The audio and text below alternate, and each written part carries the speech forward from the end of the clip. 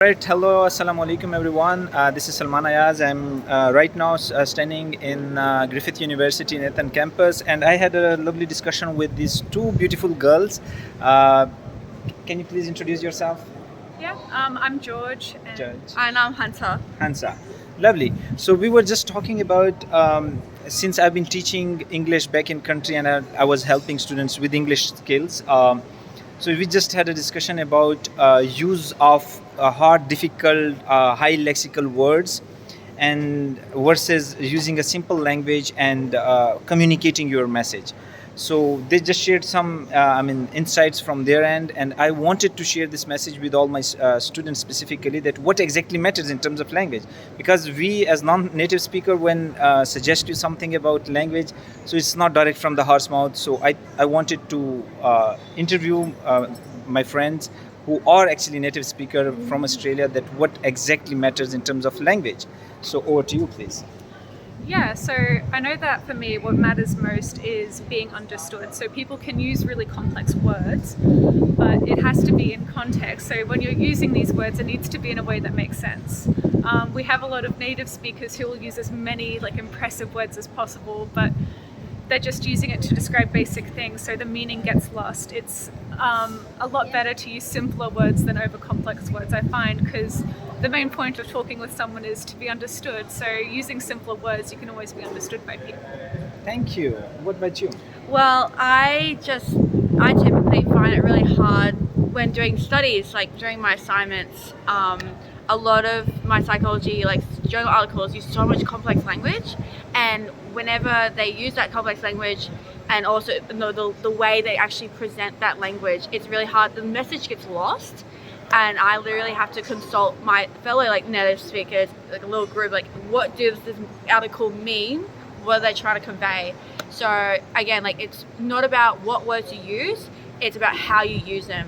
That's basically what I can. So what do you suggest in terms of, for example, if someone is learning a language, because they usually come across teachers who use a lot of fancy big high lexical words just to impress their students that we Yeah. know a lot of language. Yeah. So how do you feel, is it a right approach, or what should be the approach in terms of learning a language? Should, if you have any suggestion for that? I find that with teachers, it shows a lot more intelligence if you can explain something simply than with really complex words, because I know that for me, I can talk about really big concepts, but if I'm talking about it with a client or patient, I need to be able to explain it in simpler terms. So And could you please refer to the quote that you just mentioned? That yeah, so there's something like the ventral vagus nervous response, so stuff like when you get anxious, that sort of fear response. But you also have something which is really well known, which is fight or flight, which describes that concept so well, which is when you get scared, your body gets really anxious and ready to fight, or gets ready to run away from it. And it's so much easier to understand and explain it that way. And then you can explain the bigger concept behind it, and you can use the complex words. Lovely. And you just mentioned something while we were discussing that there was some quotation that you read that it is very necessary to explain difficult things in easy language, something like that. Yeah, so one of my tutors was saying that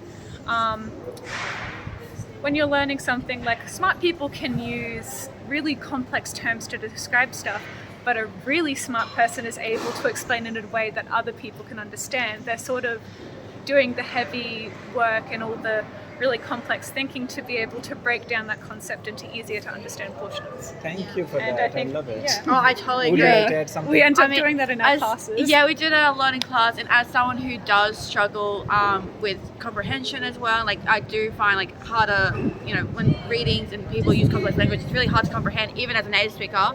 I do appreciate and value when people can simply explain things in simple terms. It's the most valuable skill, and I mean, that's how I've been able to learn, and is by actually practicing that myself.